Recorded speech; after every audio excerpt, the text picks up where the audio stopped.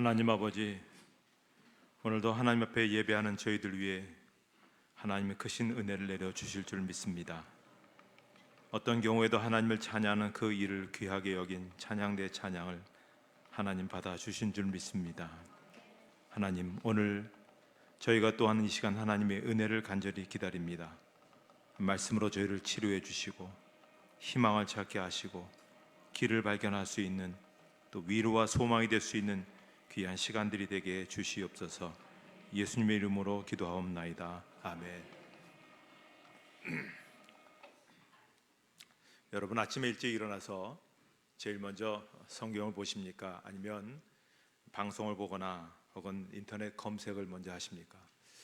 아마 모르긴 몰라도 대부분 좀 방송이라든지 그러한 뉴스에 먼저 마음이 그렇게 있게 되리라 생각합니다. 그만큼 우리의 관심은 세상에 가 있다고 하는 것이죠. 요즘 우리에게서 최고의 관심은 무엇일까요? 기도하신 우리 장로님뿐만 아니라 우리 모두가 다 같이 기도하는 것처럼 신종 폐렴에 대한 그러한 확산에 대한 것이죠.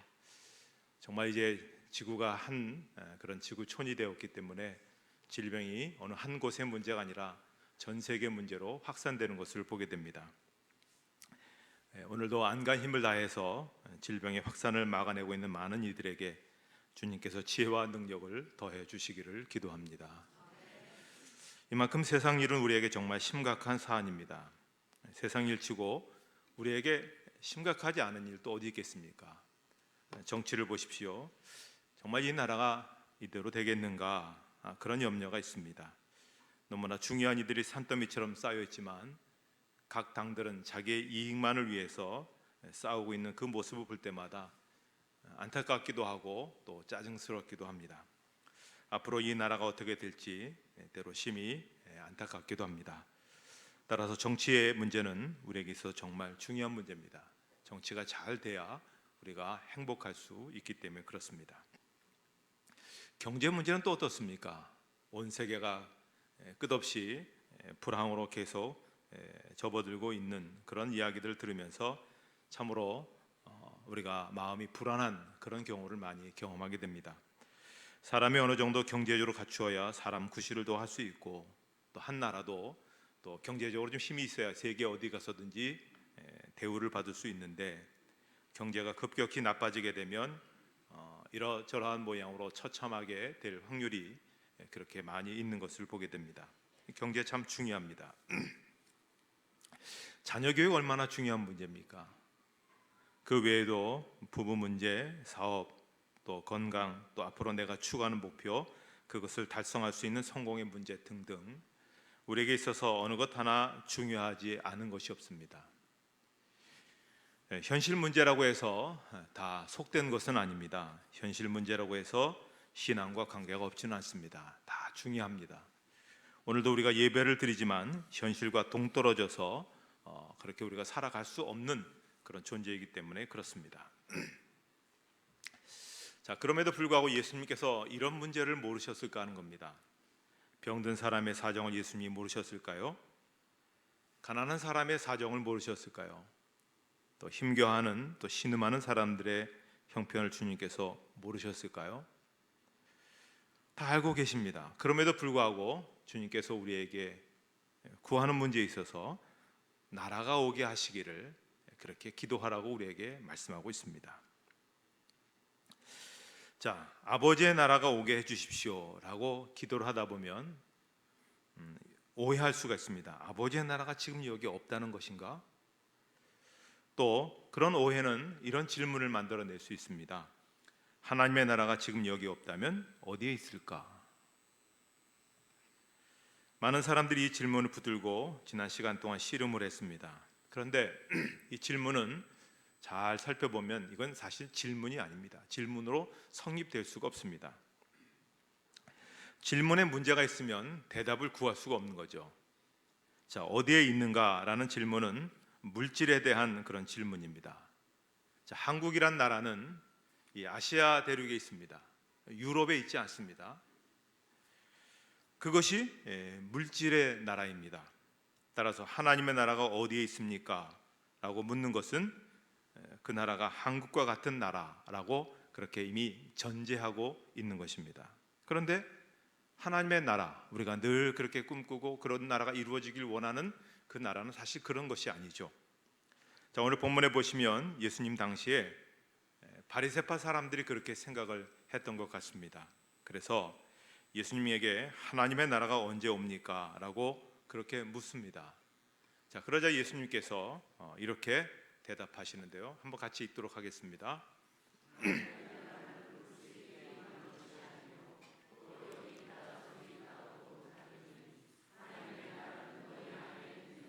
네, 가장 핵심이 맨 마지막 줄에 있죠. 하나님의 나라는 너희 안에 있다. 우리 가운데, 우리 마음 가운데 하나님의 나라가 있다는 것입니다. 그 나라는 뭐 미국이나 중국이나 뭐 한국 이런 형태의 그런 나라가 아니다라고 하는 것을 알 수가 있습니다. 예수님께서 이와 비슷한 말씀을 마지막 그 빌라도 법정에서 신문을 받으실 때 예수님께서 중요한 말씀을 한 가지, 이와 연계된 말씀을 하나 하셨습니다. 자, 그 말씀 다시 한번 또 읽도록 하겠습니다.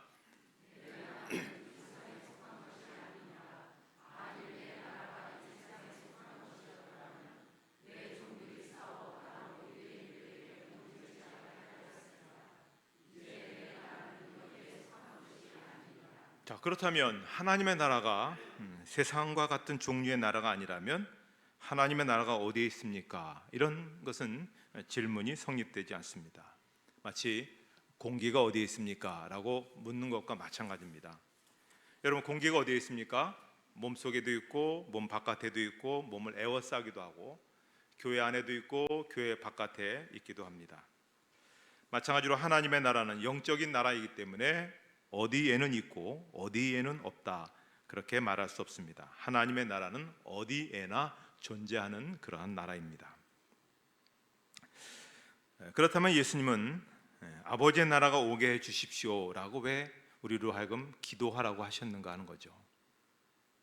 하나님의 나라가 어디에나 존재한다면 과연 오게 해달라는 말의 의미는 무슨 의미일까요? 내 안에도 있고 우리 가운데도 있다면 왜 그 나라가 오게 되어야 하는가 하는 것입니다.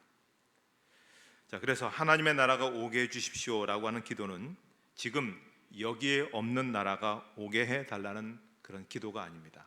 이 기도는 우리 안에도 있고 우리 중에도 있고 우리 바깥에도 있는 그 나라가 지금보다 더 환히 드러나게 되기를 구하라 하는 그런 기도입니다.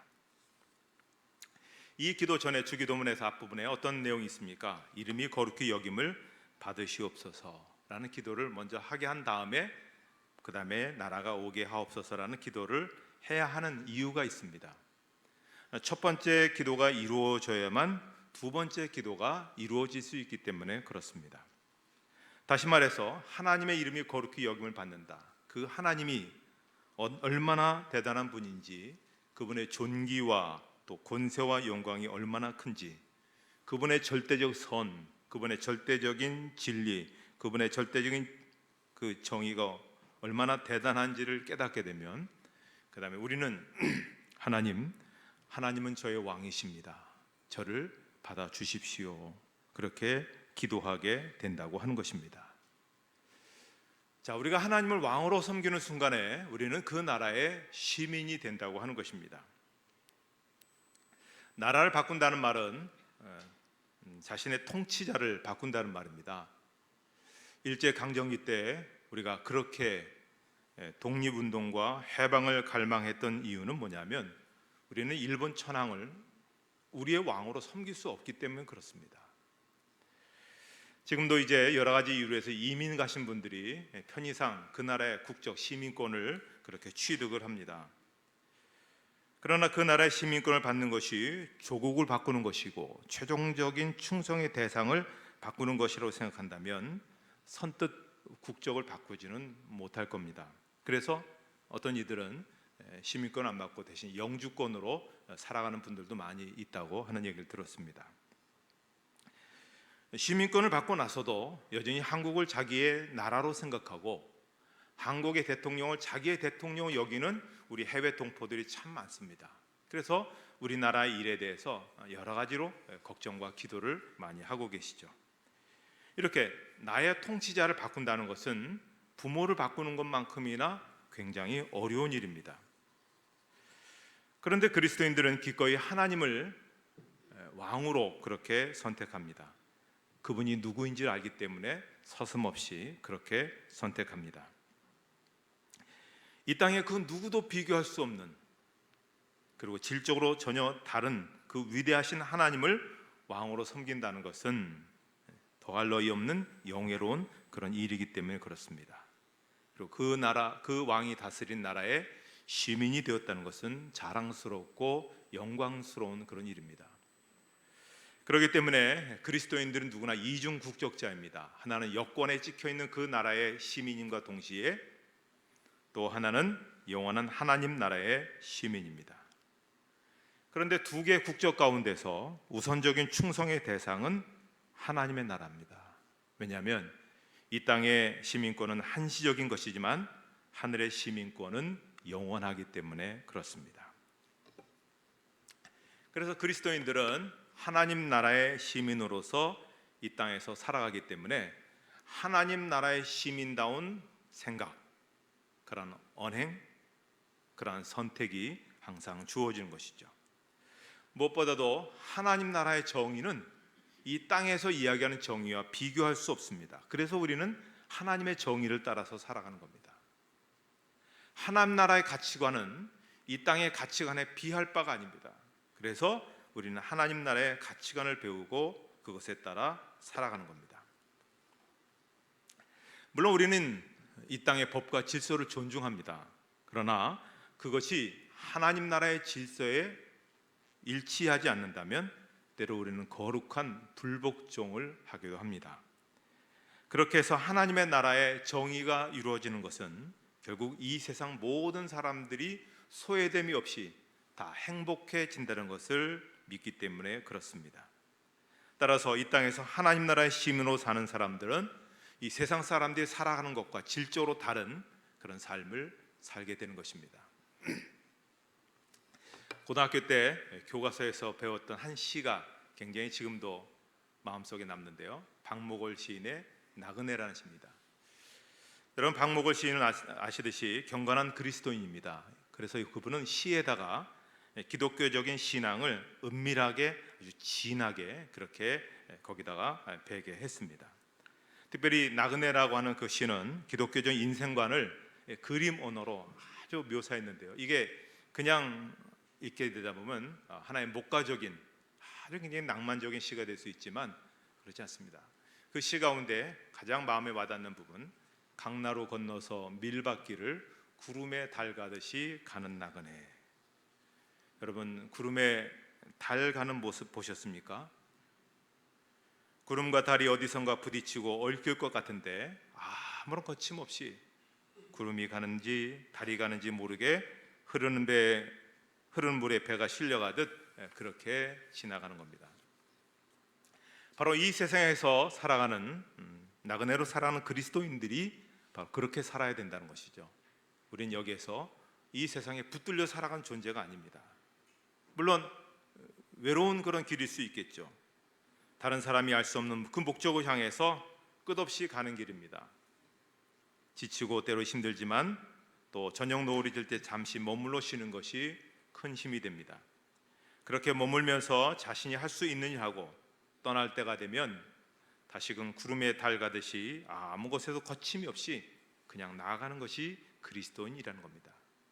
그래서 그가 다녀간 마을 사람들은 그가 어떻게 살았는지 잘 모르지만 그가 남겨놓은 흔적, 그가 남겨놓은 자취를 보면서 이분이 남다르게 사셨구나, 이분이 우리보다 차원이 다른 삶을 사셨구나, 그렇게 생각하게 된다고 하는 것입니다.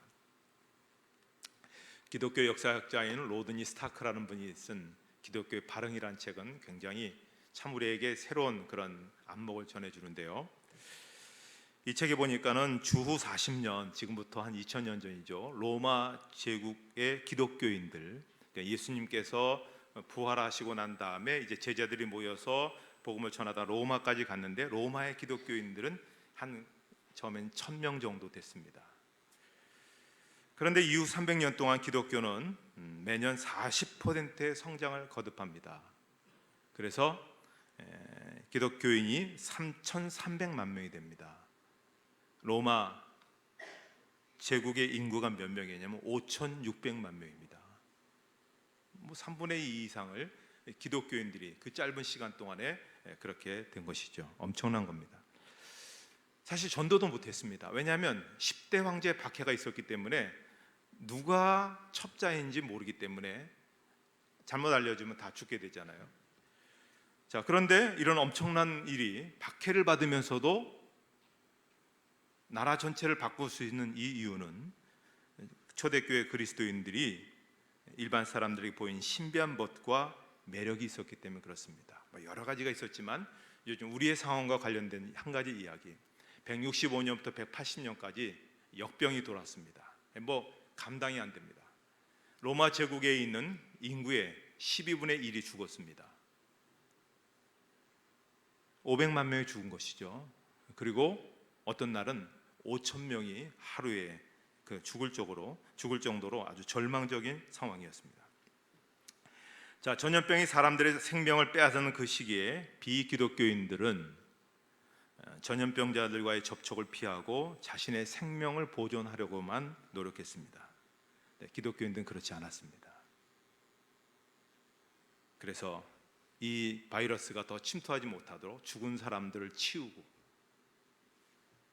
또 사람들을 치료하고, 특별히 그 위험이 있지 않습니까? 지금과 비교할 수 없는 그런 열악한 위생 상황 속에서도 자기의 목숨을 내놓고 병자들의 필요를 돌봤습니다. 심지어 이교도들, 다른 종교를 가진 사람들까지도 극진하게 돌봤습니다. 때로는 전염병으로 같이 전염이 되어서 죽어갔지만 죽음도 두려워하지 않는 사랑의 실천을 장렬하게 보여준 그 모습 앞에, 차원이 다른 그 삶 앞에, 멋과 또 매력 있는 그들 삶 앞에 완전히 로마 시민들이 매료가 된 겁니다. 그래서 예수를 믿게 된 겁니다. 나라가 오게 하옵소서. 이건 기원이 아닙니다. 이거는 결단입니다. 하나님 알아서 하십시오. 그렇게 기도하는 것이 아니라 하나님의 나라가 임하는데 저를 도구로 사용해 주십시오. 제가 할 일이 무엇입니까? 제가 그 일을 하겠습니다. 남들이 싫어하는 일 제가 하겠습니다. 왜 그렇습니까? 하나님의 나라가 임해야만이 이 땅에 진정한 희망이 있고, 진정한 평화가 있고, 진정한 정의가 있기 때문에 그렇습니다. 예수님 말씀하신 것처럼 가장 먼저, 가장 절실하게 하나님 나라를 구하시기 바랍니다. 그리고 하나님 나라 시민처럼 신비한 멋과 매력을 발산해 사는 여러분 되시기를 주님의 이름으로 축복합니다. 이제 우리 다 같이 찬송가 227장 1절 부르시면서 성찬의 자리로 나아가도록 하겠습니다.